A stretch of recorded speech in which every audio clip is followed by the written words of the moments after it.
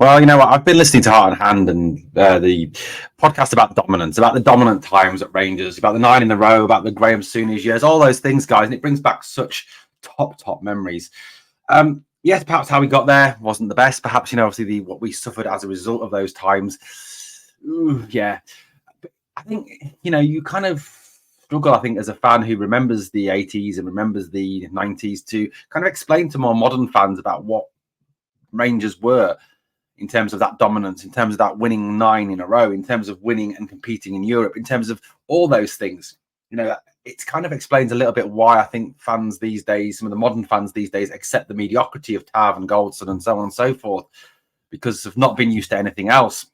But, realistically, Rangers need to get back to being a dominant force. They need to get back to being the team they were in the late 80s, in the 90s, in the early 2000s. The team that dominated Scottish football, the team under Walter Smith, under Graham Souness and Dick Advocat that dominated the game. That's what we need to be back at. I think it's unrealistic for this to continue, this constantly, revolving merry-go-round of managers and a constant, narrative of, oh, well, next season when he gets his own players, things will change. Oh, well, next season when he gets his own players, things will change. And we can't keep on like that. We just cannot. Now, look, realistically, what do we do? How do we change the fortunes of this club? Yes, some of it will come down to what the board do in the summer, but I'm going to try and stay clear of the board today. I don't really want to talk about that. Do I trust John Bennett? Hell no. Do I trust James Bisgrove? Definitely not. Reminds me of some greasy 1980s advertising executive. So look, at the end of the day, there is issues at the board level. There is issues with the investment. There is issues with the amount of money the board have committed to the club. There is issues as regards the fact that money that was promised in January at the AGM never really showed up, and that John Bennett was getting very excited about just rehashing wages rather than actually generating income and spending money. And yes, I do understand we don't want to go back to 2012. We don't want to go back to obviously boom and bust. We don't want to. We have to obviously work within FSP or whatever the hell it's called these days, RSP or RSP, BBQ, whatever initials, FFI, FFP, all those different initials we have. How does Rangers though get back to the top of the Scottish game? Again, I don't want to discuss the manager and tactics today. What I want to try to discuss is some fundamental underpinning things we need to do this summer to overhaul this squad, to put this team in a position to succeed next season, to stop Celtic equaling our number of titles next season, to stop Celtic overtaking us as the most successful team in football, so we don't have to put up with those Tims going on for hours and hours about it, which we know they would. So what are the steps we need to put into place? What do we need to be looking at and modelling ourselves on? Well, for me, there's 3 steps, and I'm going to get to those in a minute. But there's models out there that we need to be looking at. Clubs that, realistically, we can kind of mimic. I'm not saying we are the same as them. I'm not saying we compete on the same level as them or have the money that they have. But we can generate more money through the use of the trading model if it is properly put into place, if it is properly implemented, and if the player development at the youth level is done at the right way. One club to look at, Borussia Dortmund. Borussia Dortmund are in a situation where they compete in a league against a team that have a vastly superior financial income to them. At this moment in time, whether we like it or not, Celtic have a vastly superior income to us. Why? Because we keep letting them get into the Champions League, because we keep letting them get the 30, 40, 50 million from the Champions League. They then bring in players who they flog on for massive profits. Jota, for example, Tierney, etc., etc. So that is the issue we've got. Now, Dortmund are a team that bring through youth products. Mats Hummels came from Bayern Munich to them. He then developed through their youth system and was brought up through their system and sold on for a lot of money, brought back to the club. Mario Götze came through the Borussia Dortmund youth system. Marco Reus came through the Borussia Dortmund youth system. Both players who were sold at one point, brought back to the club, sold again in the case of Götze, but for big profits. And this is the model we need to look at. I mean, look at Dortmund. Yes, their squad is worth far in excess of ours, but our squad value is obviously hampered by the fact we have a lot of players who've been there for a long time, who have no transfer resale value because they're out of contract, and some of them are just quite frankly crap. So, £463 million squad value, a £47.35 million profit in the transfer market, yet they maintain competitiveness. They've got to a Champions League final. They're in the top 6 in the Bundesliga, in a much tougher league than the SPL. Let's look at another example. RB Leipzig. Now, RB Leipzig don't really use a youth academy to the same degree as you might understand it. They don't sort of develop players from the ages of 8, 9, bring them through. They more look around other people's academies, steal players like Nkunku, for example, the guy who went to Chelsea. He came from Paris Saint-Germain's academy into the Leipzig system, was brought up through the Leipzig system and sold on. Kwarteng was another one. But again, £65.7 million profit, a squad value of 496 million. Yes, the Bundesliga, I know, does generate more money than us, but by the same token, that's not what I'm talking about, TV revenue income. I'm talking about player development, about using a trading model, about building a squad value, about generating transfer funds to bring into the club to develop the club. And here are models of two teams that compete in a league who have one team that has a vastly superior financial budget to them. Bayern Munich have an endless budget. We know that. Bayern Munich buy up the best players. We know that. But these clubs compete. They compete in Europe. They compete on the domestic front. And they do well because of the development of their players, their player identification, their trading model usage, all things that we need to be looking at as a club. Now, what are the 3 steps to success for Rangers? So for me, we need a realistic clear out. Now, I know, and I've read a lot on X this weekend and on Facebook and all across social media about how we need to get rid of everybody apart from Dujon, Sterling and Jack Butland, how we need to get everybody gone. Realistically, and I'm as guilty of this as anybody, it isn't going to happen. We can't get rid of 18, 20, 22 players. It's just not going to happen. Why?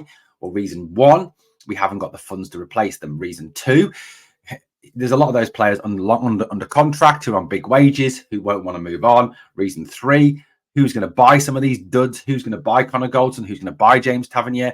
I wouldn't if I was a chairman of an English Premier League club, an English Championship club, a League One club. These are not players that I'd want in my squad. They're not good enough. They're not up to the task. We need to use our academy a lot better. We need to bring through players and actually give these players an opportunity to play. One of the things that irritates the hell out of me about our team and about Philippe Clement to some extent, who kind of has been a bit untruthful with what he said about using young players. Why don't we give young players a chance? I'm not saying for a minute start them. I'm not saying drop all the first teamers, play a team of kids. I'm not saying that before anyone overreacts and says I am. What I am saying, though, is put some of these lads on the bench, give them 20 minutes, half an hour. It would have been ideal during the season against the likes of St Johnstone, the likes of Ross County, Livingston, where there is not as much of a threat. But in these last 2 games, where there is nothing riding on these last 2 games, we are not going to drop out of the top 2 places. We lose the last 2 games, it doesn't matter, because at the end of the day, we're not going to win the league. The league is done and dusted. Why not give these kids 20 minutes here, half an hour there? And we'll talk about which kids in particular in a minute. And we need to overhaul our medical, fitness, strength and conditioning departments, because there's some people there who are doing one of the worst jobs I have ever seen in football. You look across Europe, you look at the likes of Liverpool, Manchester City, even Celtic. They strengthen conditioning coaches, their recovery coaches, their physios, their doctors. They are doing something quite clearly right that we are not doing. Our club is obviously pretty shit at recuperating players. They got Dyson Maeda back, McGregor back really quick. We were told end of March for Danilo, done for the season. We were told before the last Old Firm, not the one that's just gone at Celtic Park, but the one at Ibrox, that Ridvan was touch and go. He's only just come back. What are they doing in that medical department? What is the issue with the recuperation behind our staff? And how crap a job are they doing? But let's deal with a realistic clear out. Now, there are players who are out of contract who will be gone at the end of this season. And Seamer and Cortez, I've moved to one side. I'll talk about them separately in a moment. But looking at that list of the 6, it should be 7 with McLaughlin out of contract players. McLaughlin gone. You see, I've even forgotten to put him on here. Forgot he was even at the club. John Lundstrom has to go. I'm sorry. I argued early in the season, and I'm embarrassed by it now, for a new contract for him. He is shocking. He's slow. He's negative. He slows the game down. He's tactically poor. He's one-paced. He is awful against them. If he comes back, if that 3-match ban is not applied to the cup final and Clement plays him in the cup final, we will get overrun again. He is scared of Celtic. He hides from Celtic. He cannot play against Celtic. He's played against them 14 times now. He's had 1 good game in 14 against them, which was that semi-final that we won at Hampden. Other than that, he has been shit against Celtic every time he's played them. I know that will upset some. There are still some on X, there are still some on social media defending John Lundstram, saying he's a good player, needs to get a new contract. I'm sorry, this man needs to be taken to Turkey tomorrow. I will drive him there myself, and I won't charge him. And I'll even take Borna with me. Borna has to go as well. Silva will be gone. Realistically, yes, played better at the weekend. Hasn't really pulled up any trees here. I mean, as well, Wolves are looking for 15 to 20 million for him. Not realistic. Has to go. Kamar Roof, great finisher, top player, but injured all the time. Ryan Jack, great player, top player, but injured all the time. Has to go. The only one of those 7 that I would consider keeping is Balogun as a backup. Give him a 1-year deal, a 2-year deal. Keep him around as a squad player. Because like I said, you cannot clear every single player out. Cortez looks like he will be returning on a season-long loan, which I think is a good move for the club. He is a top player. Abdallah Sima, if we can get a deal for Sima done, then for me, that is a definite must. He is a good player, a quality player. Yes, he's had his injury issues this season, but I think with a better medical and fitness department, we can overcome that with a better pre-season. I think pre-season did play a part in the fitness issues. So, Sima, look, for me, Abdallah Sima, if he has those 2 chances that Fabio Silva has on Saturday, he scores them both. That is the difference in class between someone like Sima and someone like Silva. So for me, if we can get Sima for around 7-8 million, pay the money, bring him in, get him in. Right, next on the list, these are the needs to go and 50-50s. So, like I said, some of you may look at that 50-50 list and go, what? But like I said, you cannot get rid of every single player. It is not possible. Now, for me, these 3 on this list here need to go. If they are still at the club next season, big questions need asking, and I'm going to get slaughtered for this. James Tavernier, bye-bye. See you later. You're not a captain. You're not a leader. You surrender against Celtic. Dyson Maida ran rings round you on Saturday yet again. Yes, Tav contributes a lot going forward. People say, well, how are we supposed to replace his goals? Because we're not supposed to rely on a right back to score our goals. We need to recruit better in the midfield areas, in the striker areas, and get our goals from there. We are not supposed to rely on a right back to score your goals. For God's sake, get it in your heads. It really winds me up about those people that say that. Tavernier cannot defend. Now, some people say, well, modern fullbacks don't defend as well. Yes, that's true, but they're not as bad as Tav at defending. He is poor. If Tav was a good defender, I'm not talking world class, excellent. With his goal record, he would be playing in the EPL. He would be playing for England. No English club is interested in him. None of the top 10 English clubs would touch James Tavernier with a barge pole. Okay, that is giving you a message there. Rangers need to have higher aspirations. Tavernier got to go. Get rid. The guy is not a leader, for God's sake. He is not a captain. And if he is still here next season, if he is still starting next season, he will get Clement sacked. Like they got rid of Beale, they got rid of Gio, for example. Connor Goldson, another one who has gone rapidly backwards this season. The only issue around Goldson is who is going to take him off our hands when he's on 40 grand a week. That's right, 40 grand a week for him. Awful. He isn't going to get better. He's only going to get slower. It's time he went. He's got to go. And even if we accept a little bid for him or we allow him to leave on some sort of, I don't know, some sort of deal to get rid, do it. Scott Wright, again, another one who is not Rangers class, needs to go. Now, the 50-50 list. Davis, Dowell, Lawrence and Matondo. Look, there's a lot of those players there. Ben Davis, I think, has played better in recent weeks. I don't think he deserves some of the criticism he got on Saturday. I thought he was probably our best defender. He, for me, is a 50-50, a squad player. Not a starter, a squad player. Dowell, a squad player. Lawrence, a squad player. Matondo, a squad player. You cannot clear the entire squad. It is just not possible. Okay? Yes, if a bid comes in for some of those players, like that Davis, like Lawrence, like Matondo, yes, you take it. But realistically, if it doesn't, you keep them as squad players. Right, let's look at the academy. Right, one of the things that really winds me up is our inability to use our young players, to give our young players the chance to play. I'm fed up of hearing, let's get Barron, let's get Miller, let's get Watson from Killy, let's get this player, that player. What's wrong with some of our young players? Bailey Rice was ahead of Lennon Miller at Motherwell. Okay, if Bailey Rice had been given the same opportunities as Lennon Miller's been given this season, would Bailey Rice not be as good? Would we not be seeing the best from Bailey Rice? The lad is rated. The lad's a good player. Why are we not seeing him? Now, I'm not saying start them, but what I am saying is give them 20 minutes here, half an hour there, develop them. I think there is a list of young players capable of doing well for this club. Robbie Fraser, John Lee Yefeko, Leon King, Bailey Rice, Cole McKinnon, Alex Lowry. Ross McCausland's already in the team. Paul Nisio, Archie Stevens, Shaka Thompson, Josh Gentles, who's scoring for fun in the under-18s. Why not give these lads a chance?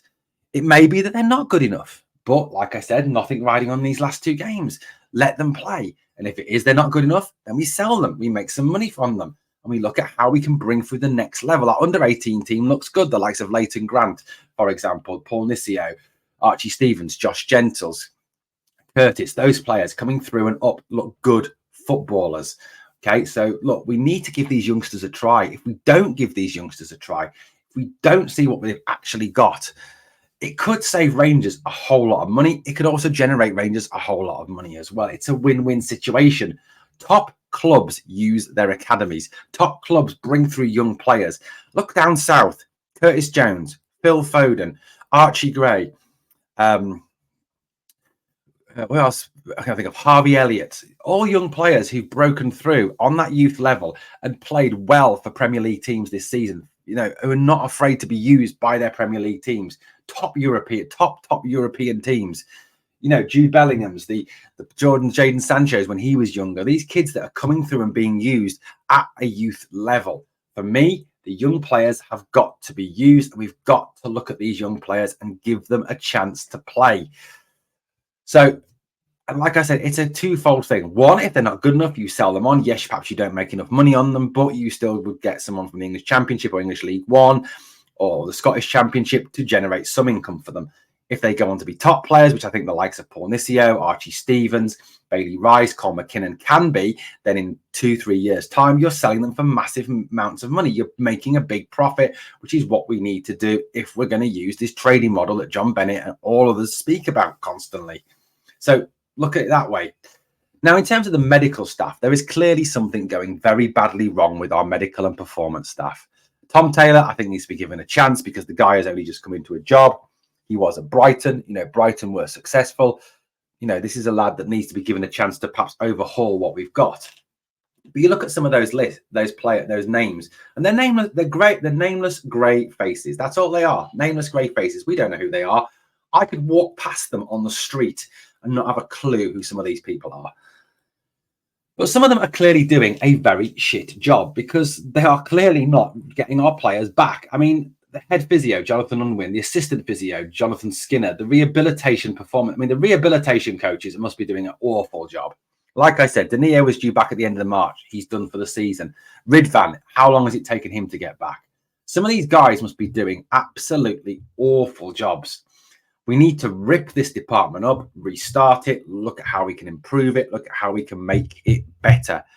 Because without that, without the ability to get your injured players back quicker, sooner, to maintain 90-95% availability for your first team squad, you are not going to be able to compete on 3-4 fronts as the season progresses.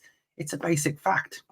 Now, yes, there are other things we need to look at. The board, the manager, the tactics, that's for another day. But there are 3 basic underpinning principles that we need to put in place to get this squad in a position where it can compete with Celtic next season, domestically, and compete in Europe as well. Guys, I'd love to know your thoughts. Please obviously drop me a comment down below. Thank you for watching Glasgow Rangers Nation, guys. As always, please smash the sub if you can. And on the way out, 2 things I always ask of you. Number 1, smash the like. Number 2, remember always, we are the people.